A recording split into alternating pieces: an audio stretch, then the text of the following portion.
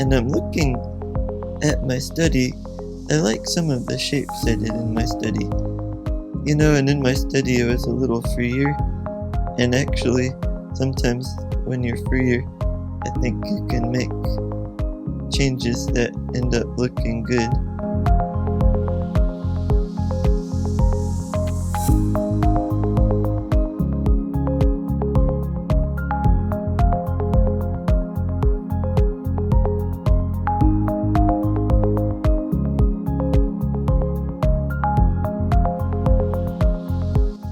Kind of picking out some little shapes in the photo I see of the hair.